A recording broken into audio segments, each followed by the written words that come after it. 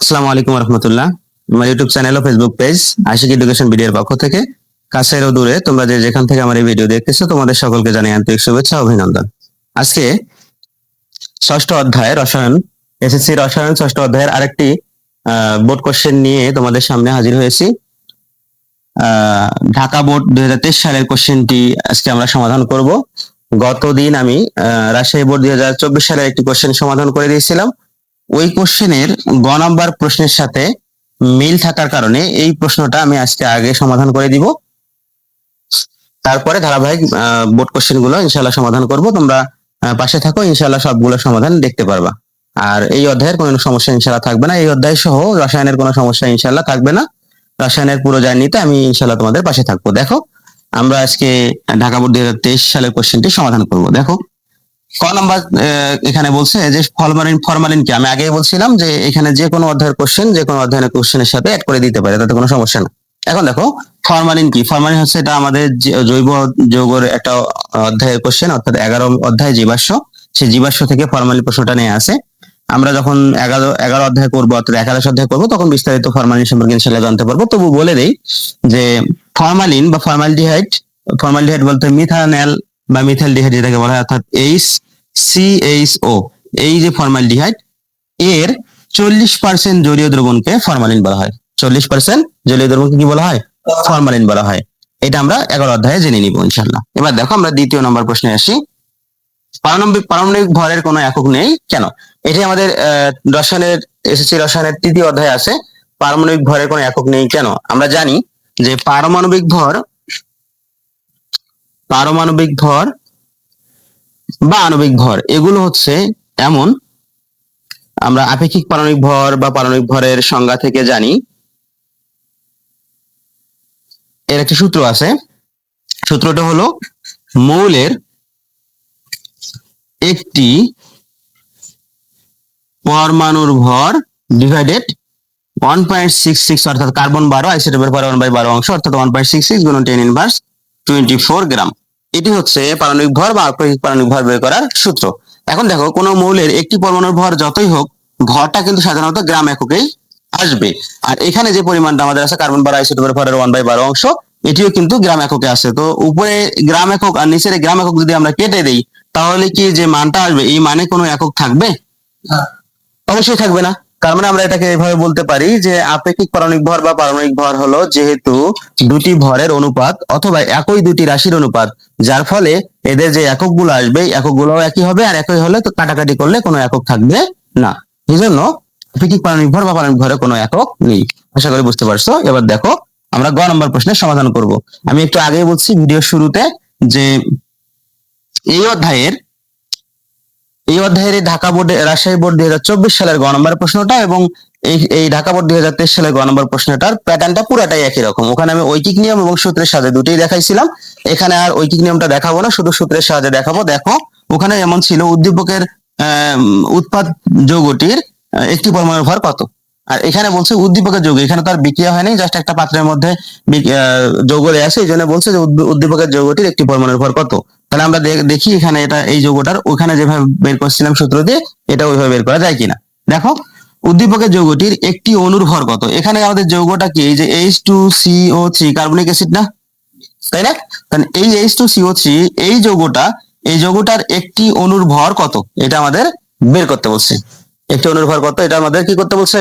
বের করতে বলছে। তাহলে দেখো, আমরা সূত্র জানি যে কখনো যদি কোনো প্রশ্নে টি এর মান বলে, একটি, দুইটি, তিনটি, চারটি, পাঁচটি, 10টি বা এরকম টি এর মান বের করতে বলে, সেক্ষেত্রে আমরা জানি ওইটা এন এর মান হয়, অর্থাৎ n ইকুয়াল 1টি হবে। বোঝা নাই? n ইকুয়াল কি হবে? 1টি হবে।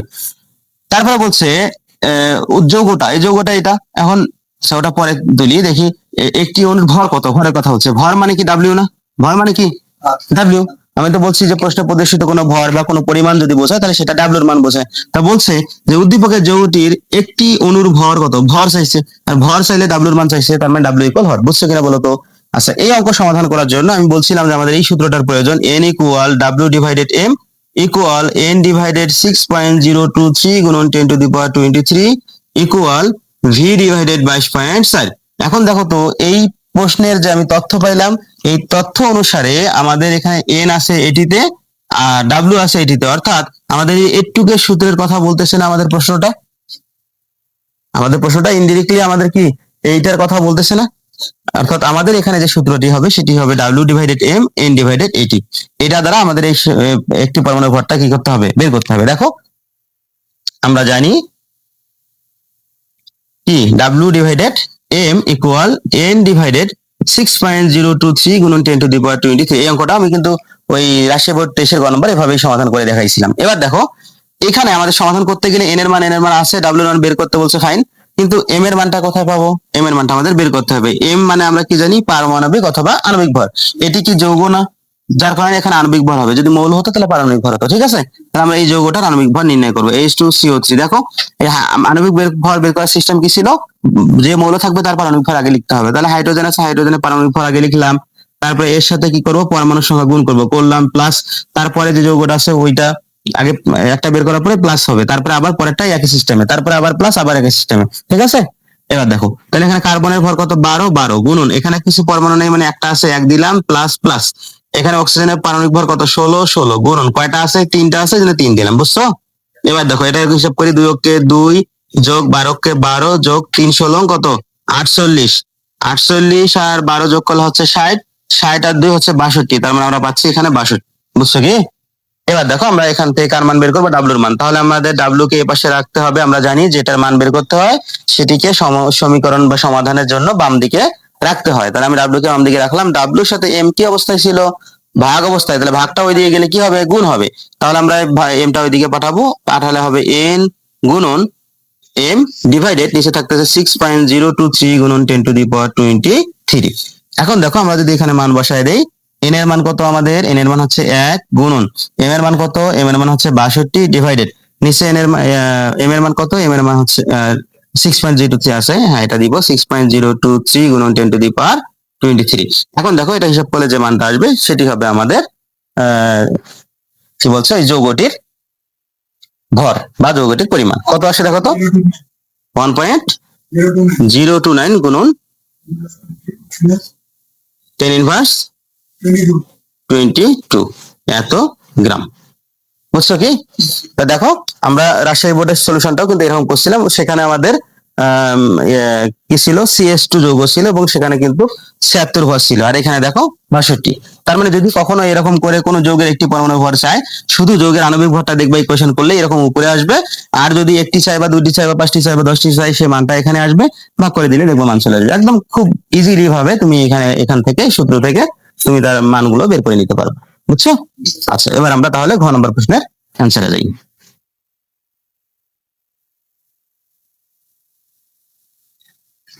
দেখো ঘ নম্বর প্রশ্ন কি বলছে, ঘ নম্বর প্রশ্ন বলছে উদ্দীপকের যৌগটির সেমি মোলার কিনা বিশ্লেষণ করো। আমাদের এটা বুঝতে গেলে মোলার দ্রবণটা বুঝতে হবে।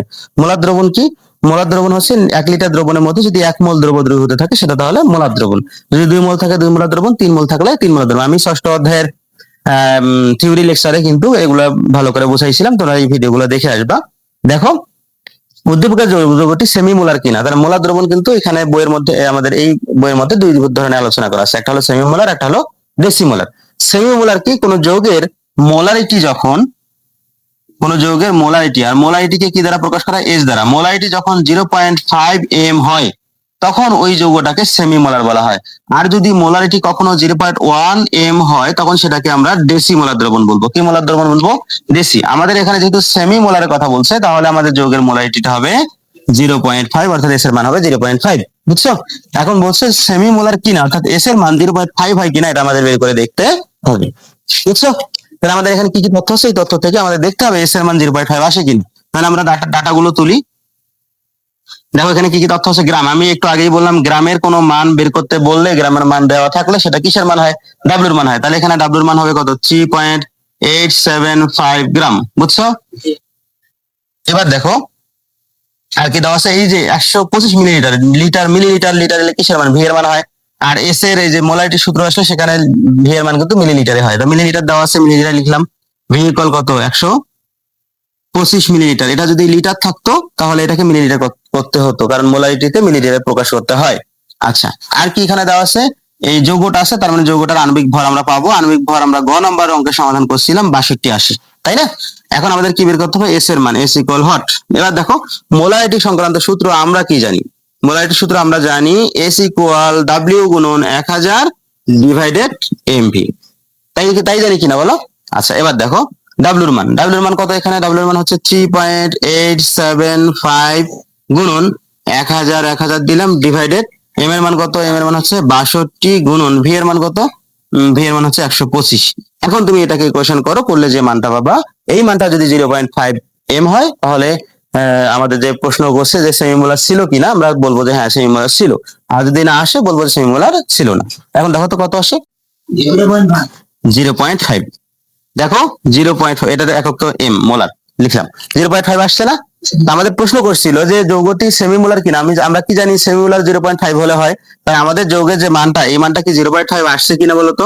আসছে। তাহলে এখন আমরা কি বলতে পারি না যে যৌগটি সেমিমোলার, যৌগটি কি সেমিমোলার। বুঝছো কিনা বলতো? কি কোনো সমস্যা? দেখো আমাদের কিন্তু প্রশ্নটা দেখো সমাধান হয়ে গেল। কি সহজ না কঠিন বলো? সহজ। আর এই অধ্যায়ের অঙ্কগুলো কিন্তু কঠিন না, সবগুলো সহজ। যদি আমরা সবগুলো সিস্টেম ভালো করে বুঝে থাকি, থিওরিটা এই অধ্যায় ভালো করে পড়ি, ইনশাআল্লাহ এই অধ্যায়ের কোনো সৃজনশীল সমস্যা হবে না। তো আজকে এই পর্যন্তই, আগামী দিন পর্যন্ত সবাই ভালো থাকো, সুস্থ থাকো, এই প্রত্যাশা এখানে শেষ করছি। আল্লাহ হাফেজ।